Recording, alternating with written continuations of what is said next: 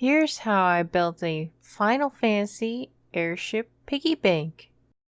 The first thing I did was take a wooden oval plaque and cover the bottom with aluminum foil. Using an X-Acto knife, I trimmed away the excess foil from below the sides. Covering the plaque with foil kept the clay from sticking to the plaque, which I only used briefly at the beginning just to build the shape of the ship's floor. Next, I began conditioning the clay. This means I worked the clay with my hands and with the aid of a rolling pin until it was soft and malleable. It helps remove the air bubbles and helps maintain the same consistency throughout. I flattened out a piece of clay so that it could cover the top of the aluminum foil. I also cut a hole out of this piece of clay where I planned to place the closure for where the piggy bank coins could be taken out. I used a silicone mold intended for adding wood texture to cake fondant and transferred the mold's texture to the clay. Using a small metal ruler, I cut out these planks. Then I joined them around the clay bottom piece that was resting on the oval plaque. Basically, the idea was to create some hollow space under the bottom of the ship for the closure to fit, yet also hide it from view with the addition of these clay planks on the sides. From there, I set to work on creating larger panels of wood textured clay. And here are 6 nice, even clay panels. I joined 4 of the panels together in one long piece, and then separately combined the 2 remaining pieces together in a shorter piece as well. Then I wrapped the longer piece around the sides of the airship to form its walls. After gently folding the shorter piece in half, I used scissors to cut an arc from the middle bottom towards the top of the fold to create the shape for the ship's spoon bow. Next, I placed it in front of the ship to see how the shape looked. Feeling satisfied with its look, I smoothed out the clay bow into the rest of the ship to connect them together. Looking back on this project, I think it would have been a good idea to add thick armature wire inside the walls, and also insert wire to connect the side walls with the ship's bow for greater structural support. There's always room for improvement in every project, so never stop learning.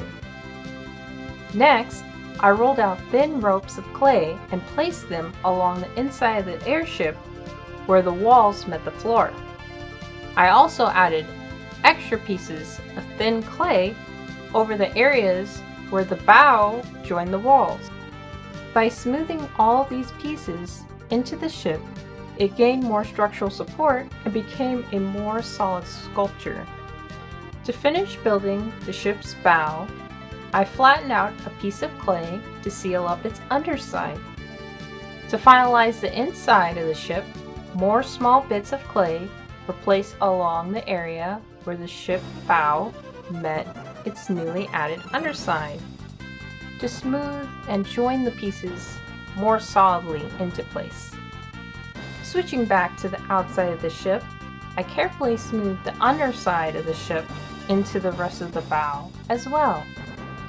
From there, I took a break from the airship's construction to work on the Warriors of Light.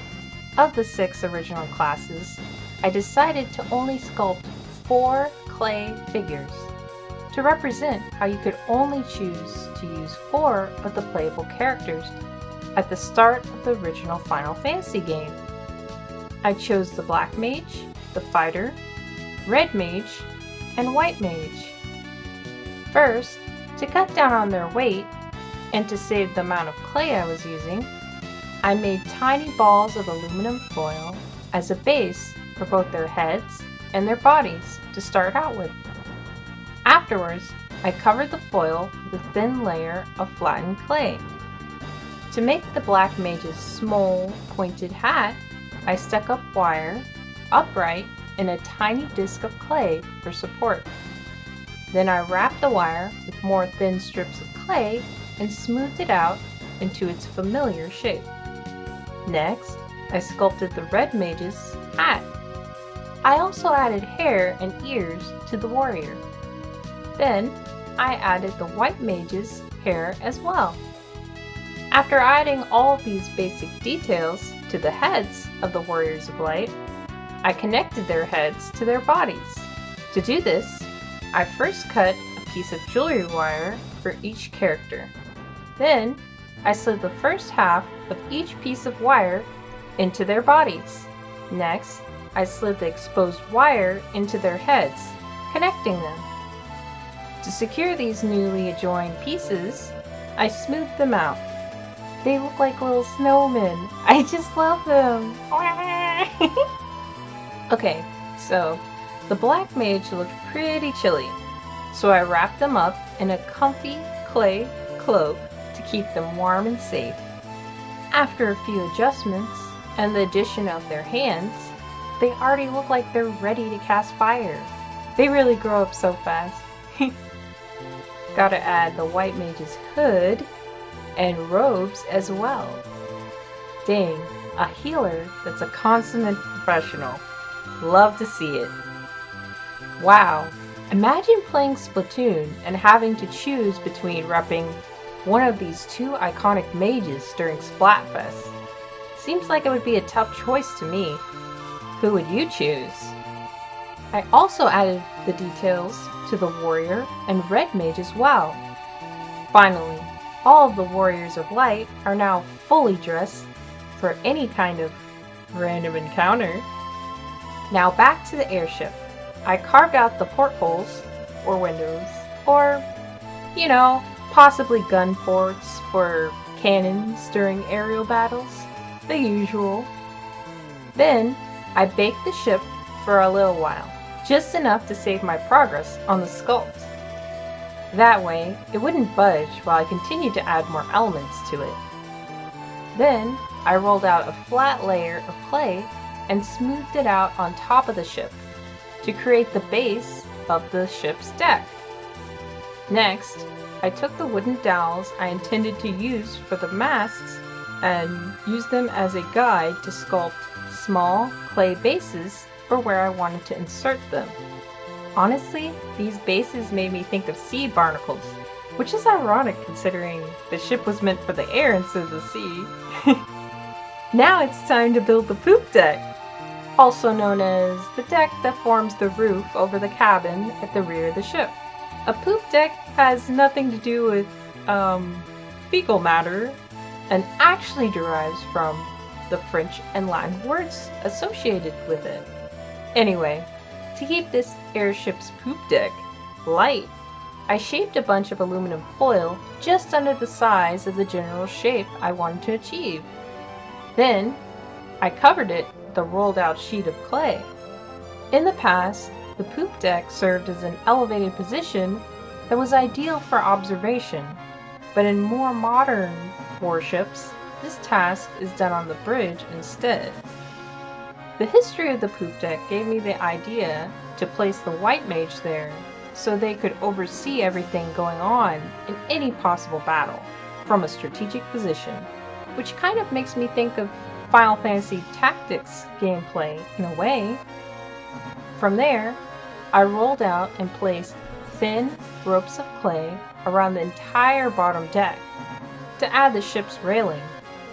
Before the final round of baking, I added a fourth barnacle-y looking mast base on top of the poop deck.